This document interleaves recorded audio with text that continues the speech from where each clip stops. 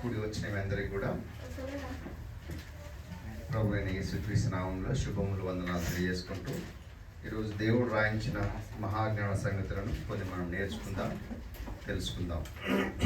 తేజ ఈ సమయం కొంచెం పెంచుతాం. ఈరోజు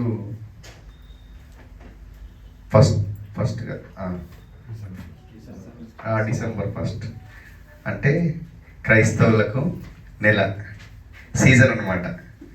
క్రైస్తవుల సీజన్ నెల, క్రిస్మస్ నెల.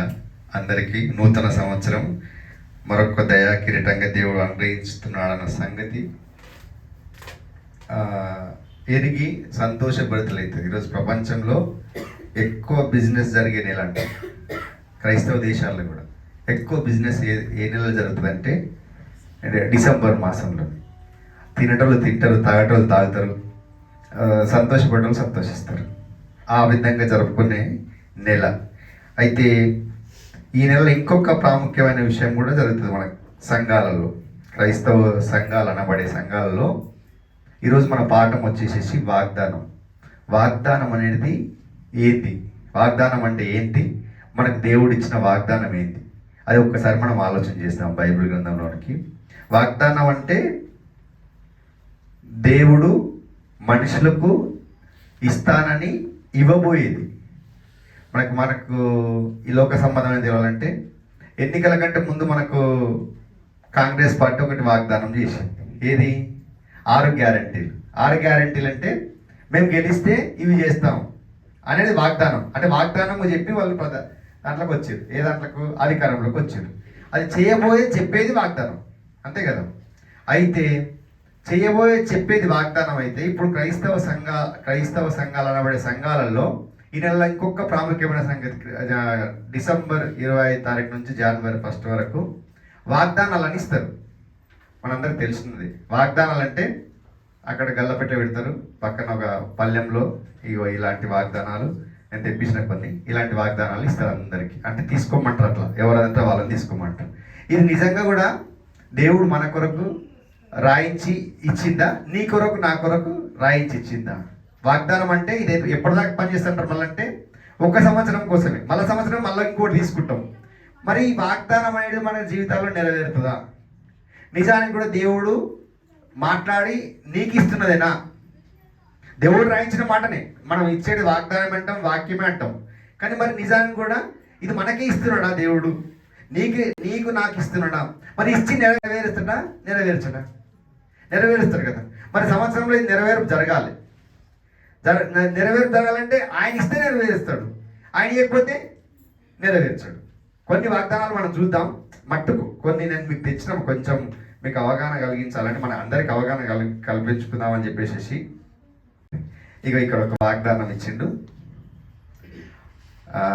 ఆయన మీకు మేలు చేసి నీ పితరుల కంటే నిన్ను విస్తరింపజేయును. ద్వితీయోపదేశ కాండం 35. ఇది ఇక్కడ ఇది వాగ్దానం. ఇది వాగ్దానం కింద. ఈ వాగ్దానాలు ఎవరు ప్రింట్ చేస్తారంటే ప్రింటింగ్ ప్రెస్ వాళ్ళు ప్రింట్ చేస్తారు. ఇటువంటి ఎన్ని ప్రింట్ చేస్తారంటే ఒక 10,000 5,000 ప్రింట్ చేసి ఇట్లా కట్టలు పెట్టుకొని అందులోకైనా ఒకటి ఇళ్ళకైనా తీసుకొని ఒక కట్ట తయారు చేసి ఒక సంఘానికి అమ్మేస్తారు. అట్లా 1000 ఎన్ని వేలు కావాలంటే అన్ని వేలు. ఎక్కువ తీసుకుంటే తక్కువ పడతారు, ₹4.5 పడుతుంది. ఇలాంటిది మనకేం చేస్తారు? ఆంధ్ర మన దగ్గర ఆ సంస్కృతి ఉందో లేదో కానీ ఆంధ్ర సంఘాలలో అయితే ఆంధ్ర సైడు డబ్బులు పెట్టి మరీ అమ్ముతారంటే పెద్ద వ్యాపారం. డబ్బులు పెట్టి ₹100 ₹10 కాడికి ₹100 ఇంకొంచెం కాస్ట్లీ తయారు చేస్తే 500 కూడా అమ్మేసేస్తారు. అయితే మన దగ్గర కొంచెం తెలివిగా ఏం చేస్తారంటే అక్కడ వాగ్దానాలు పెడతారు, పక్కన ఒక గల్ల పెట్టి పెడతారు. వాగ్దానం తీసుకున్నప్పుడు గల్లలో డబ్బులు వేసి తీసుకోవాలంటారు. ఒకవేళ గల్లలో డబ్బులు లేకుండా కూడా ఈయన పక్కన చెప్తారు డబ్బులు వేసి తీసుకోవాలని చెప్పేసి.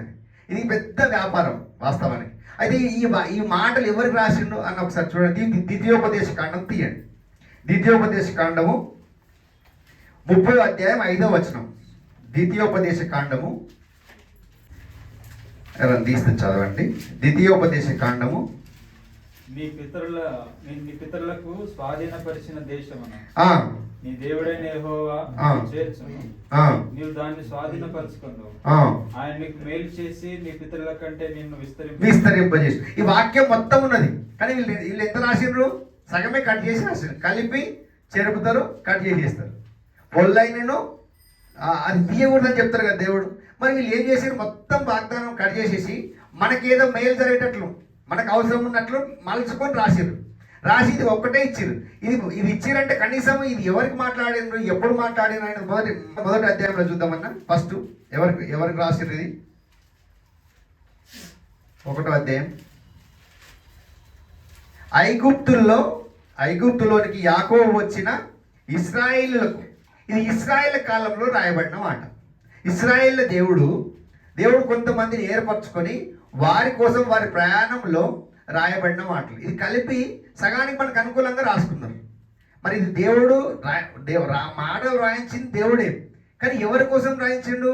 యేసుక్రీస్తు ప్రభుల వారు రాకముందు 2000 సంవత్సరాలు అంతకంటే పైబడిన సంవత్సరాల కింద రాయబడిన మాటలు ఇవి. ఇశ్రాయేల్ జనాలకు రాయించిన మాటలు.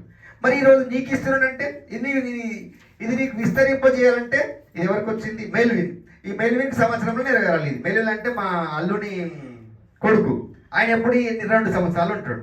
మరి ఈయన విస్తరింపజేసే పితరుల కంటే నేను విస్తరింపజేశానంటే ఆయన ఇప్పుడు ఆయనకి ఎప్పుడు పెళ్లి కావాలి, ఎప్పుడు పిల్లలు కావాలి, ఎప్పుడు విస్తరించేయాలి? ఈయన ఈ సంవత్సరం నెరవేరాలి, అంతే కదా. ఆయన 2వ సంవత్సరం తీసుకుపోతలేడు.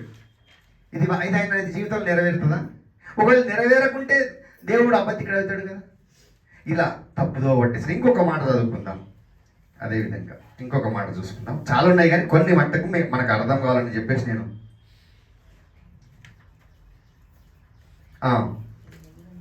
ఇంకొకటి, మీకు కరువు రానియక ధాన్యమునకు ఆజ్ఞ ఇచ్చి అభివృద్ధిపరచును. హెజ్కేలు 36:29. హెజ్కేలు 36:29 ఎవరి కోసం రాయబడిన మాట? 36:29. మీ సకలమైన అపవిత్రతను పోగొట్టి నేను మిమ్మల్ని రక్షించును. మీకు కరువు రానియక ధాన్యమునకు ఆజ్ఞ ఇచ్చి అభివృద్ధి పరుతును. ధాన్యమునకు ఆజ్ఞ ఇచ్చి అభివృద్ధి పడుతుంది. ఇది ఎవరికి? కృప. ఈమె వ్యవసాయమే చేయదు. బబులోను చెరలో ఉన్న ఇశ్రాయేలు జనాలకు రాసిన మాట ఇది కూడా మళ్ళా. ఇది మా కృపకు వచ్చింది. మా కృప అంటే మా కూడలు. మరి ఆమె ధాన్యం వర్ధిల్లాలి, ఇప్పుడు ఆమె వ్యవసాయం చేయాలంటే ఎక్కడ చేస్తుంది? చేస్తుందా? ఇది దేవుడు కాలానుగుణంగా వాళ్ళకి దేవుడు అప్పుడు యాజకుల ద్వారా ప్రవక్తల ద్వారా మాట్లాడి, ఇక నేను మీకు 7 సంవత్సరాలు మీకు రాబో తరంలో కరువు కలగజేయబోతున్నాను, దాని విషయం మేము జాగ్రత్తగా అంటాడు. ఇశ్రాయేల్ ప్రజలు దేవుడు కోపం రేగి వారిని చెరకప్పగించి మళ్ళీ రక్షిస్తూ వచ్చాడు. ఆ సందర్భంలో వారి గురించి రాయించిన మాటలు, మన గురించి రాయించిన మాటలు కావి. ఇది ధర్మశాస్త్రం అంతా ఎక్కువ కూడా కీర్తనలు, ఈ పాత నిబంధనలే కార్యక్రమాలు తీసుకొని మనకు వాగ్దానం ఉంటాయి. ఇప్పుడు చూడండి, నేను 15 తీస్తే 1, 2 కొత్త నిబంధనలు ఉన్నాయి. మొత్తం 15 12, 13 పాత నిబంధన ఉన్నాయి. పాత నిబంధన మనకు వర్తిస్తుందా? కాదు కదా. మనకు బాలశిక్ష కూడా ఆయన దాన్ని చూసి గతంలో వీళ్ళు బతికిన ఆయన, వీళ్ళు ఇట్లా బతికిన వాళ్ళు, ఇట్లా నా మనసు నచ్చిన వారు మీరు చూసుకోండి, మీరు ఈ విధంగా నడుచుకుంటే మీకు జరుగుతుందని చెప్పేసి అన్నాడు. కానీ నీకు ఇచ్చిన వాగ్దానం కాదు కదా ఇది. ఇంకొకటి నూతన నిబంధనలు కూడా ఒకటి రాస్తుండే. ఒకటి యేసుక్రీస్తు ప్రభువు వారు మాట్లాడిన మాటలు చూద్దాం. ఇందాక పాత నిబంధన చూసాం కదా, ఒక్కటి చూసుకుందాం. నూతన నిబంధన నుంచి యోహాను సువార్త 1వ అధ్యాయం 51వ వచనం. ఇంతకుముందు మనం పాత నిబంధన చూసినాము. యోహాను సువార్త 1:50.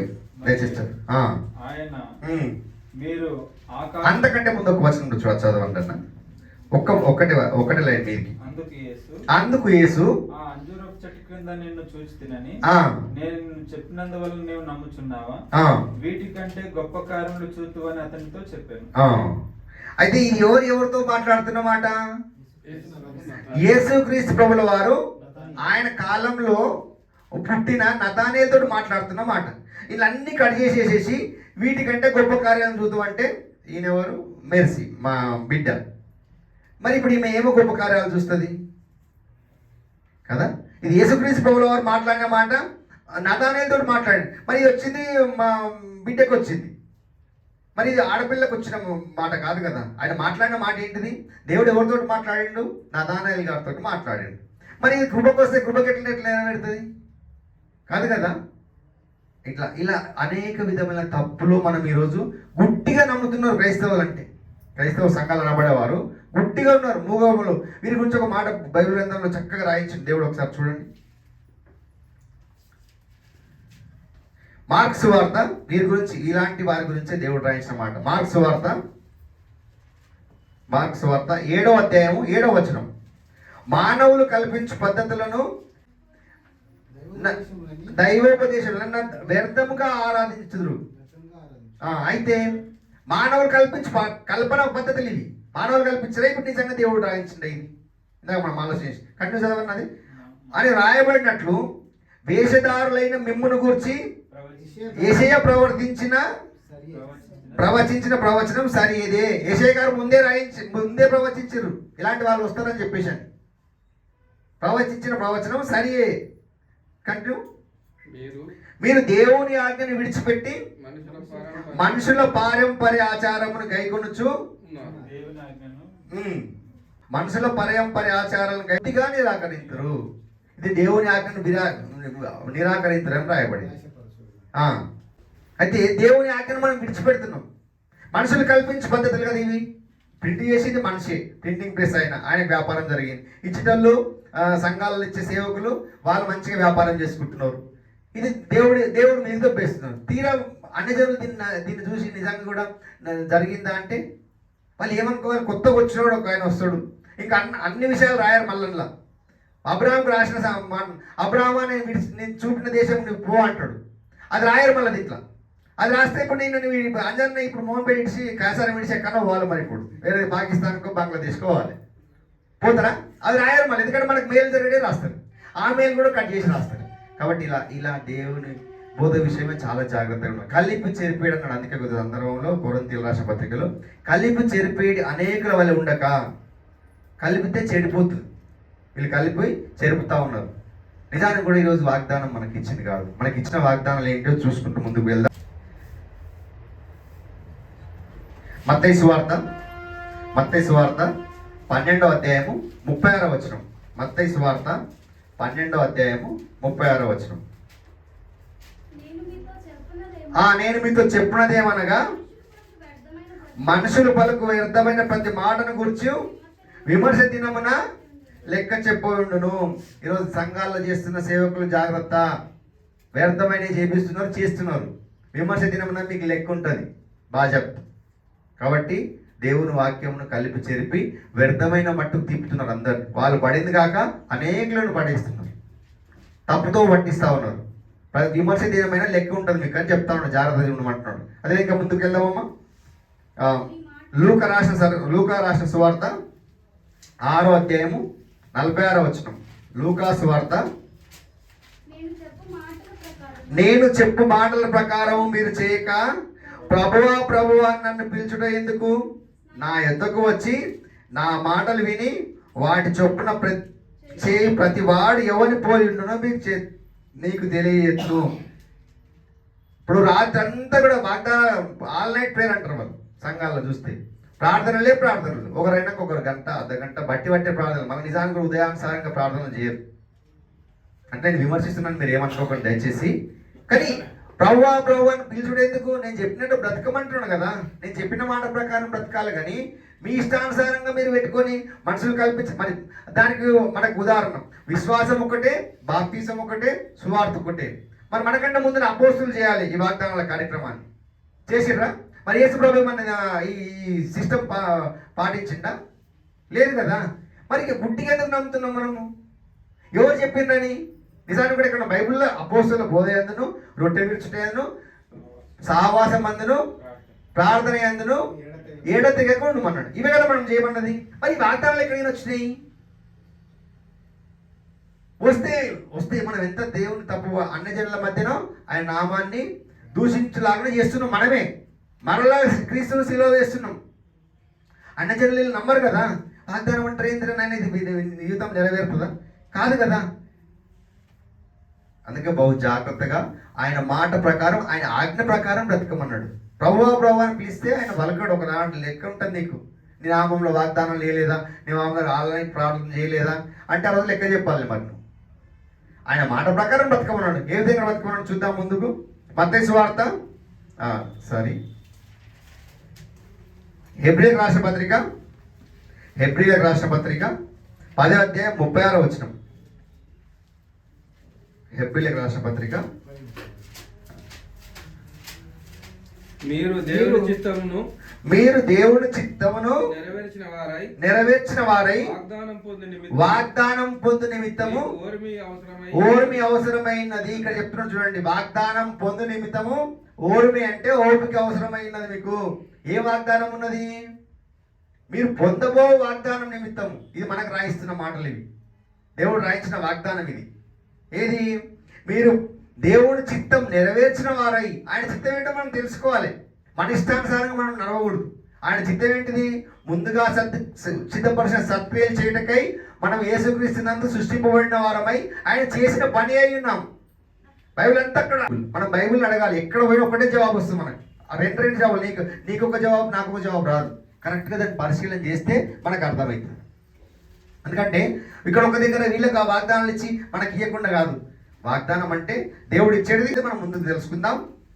యాకోబు రాసిన పత్రిక ఓర్మి గలవారై అంటే మనం దానికోసం వెయిట్ చేయాలంటున్నాడు.